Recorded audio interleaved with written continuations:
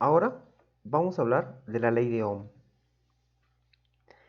Como ya vimos, para que exista la conducción de corriente eléctrica a través de un aparato o un alambre, necesitamos que haya una diferencia de potencial. Sin esa diferencia de potencial no hay conducción eléctrica. Además, mientras más grande sea esta diferencia de potencial o este voltaje, mayor es la cantidad de energía eléctrica que se puede transferir a través del mismo. Sin embargo, no es, digamos, no es eh, expresamente y exactamente igual intensidad a voltaje, ya que George Simon Ohm se dio cuenta de que había una cierta variación. Es decir, él probó diferentes materiales y vio que conforme mayor aumentaba el voltaje, mayor aumento había en la carga que podía viajar, en la intensidad de corriente. A esta relación de voltaje e intensidad, él vio que en muchos casos era una constante, era digamos una pendiente, y le dio el nombre de resistencia, de manera muy análoga a cómo, por ejemplo, eh, el agua puede fluir a través de, no sé, una manguera tal vez. Si nuestra manguera es, digamos, muy delgada, es muy poca la cantidad de agua que puede viajar a través de la misma. Mientras aumenta el diámetro de la manguera, mayor es la cantidad de agua que puede viajar. Pero al mismo tiempo, si nosotros, por ejemplo, abrimos la llave de la calle y conectamos la manguera, generalmente no hay mucha potencia o no hay mucha presión en la salida. Luego entonces, pues también la cantidad de agua es poca. Sin embargo, si esta misma manguera la conectamos a la salida de una bomba, la potencia que entrega la bomba es similar al voltaje. Y luego entonces la cantidad de agua también aumenta. Es muy similar a esto. Mientras mayor sea el voltaje, mayor es la intensidad de corriente.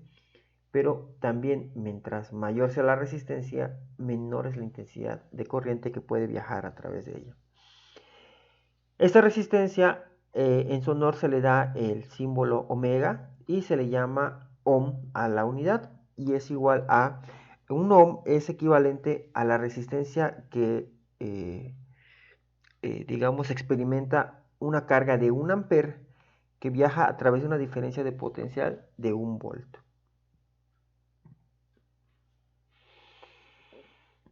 En un principio, Ohm determinó que el cambio de voltaje y el cambio de intensidad eran directamente proporcionales y que esta variación pendiente era una constante, a lo que le llamó la resistencia. Y generalmente cuando tenemos materiales que tienen una resistencia elevada o una resistencia pequeña, pues la pendiente cambia, pero en general se sigue una línea recta cuando hacemos este experimento de intensidad contra voltaje. A este tipo de materiales que él estudió al principio se le conocen como materiales ómicos. Y en general un material puede ser ómico en ciertas regiones. Cuando esta pendiente no es constante, es decir, cuando estamos en una pendiente cambiante como en este caso el diodo, la pendiente que viene siendo la derivada aquí va a ser diferente que la pendiente aquí, que la pendiente aquí. Y a estos materiales se les conoce como no óhmicos. Fíjense que en el caso de un diodo, si yo mantengo el voltaje en esta sección, pues va a tener digamos, un comportamiento óhmico. Y también en esta sección, si yo me muevo cerca de estos voltajes, pues voy a observar lo que observó Ohm. Pero bueno, estos materiales no óhmicos son también muy importantes. Por ejemplo, la batería, aunque tenga una resistencia constante, realmente no pasa por el origen, entonces tampoco se considera óhmico.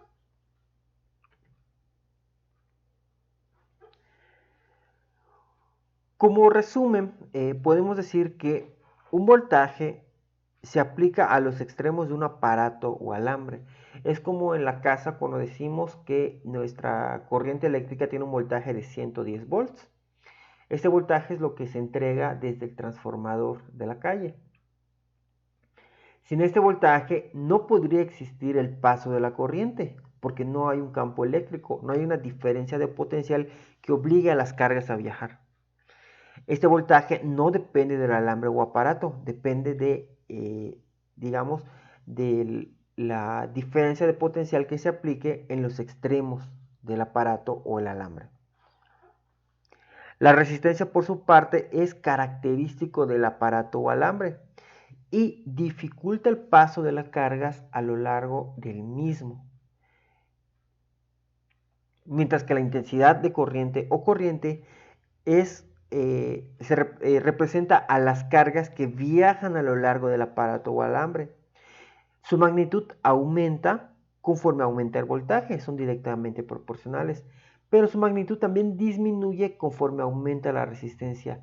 Si es más difícil para las cargas viajar a través de un material o de otro, pues van a viajar menos cargas a lo largo del mismo. Digamos que la corriente es como una respuesta al voltaje entre la resistencia. Y esta es la ley de Ohm que se cumple en estas regiones rectas. ¿Okay? En estas regiones curvas no se cumple perfectamente la ley de Ohm. Esta capacidad de los materiales de tener diferentes resistencias permiten el uso de los resistores en los dispositivos electrónicos actuales.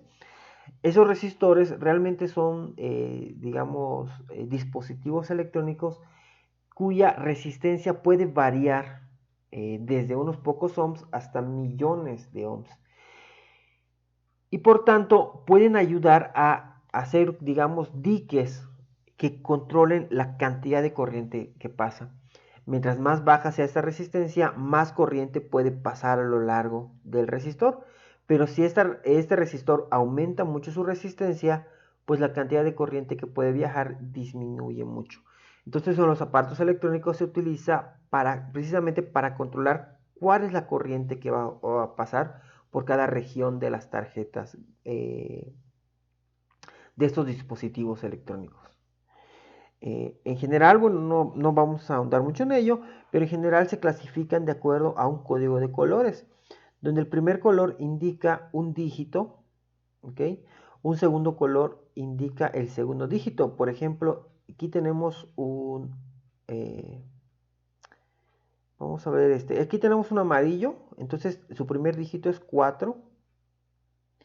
El siguiente es morado o violeta, entonces este tiene una resistencia de 47. Pero 47 por cuánto, ¿ok? Entonces aquí tenemos naranja, 47 por 10 a la 3. Es decir, este tiene una resistencia de 47.000 ohms. Y el último dígito es la tolerancia.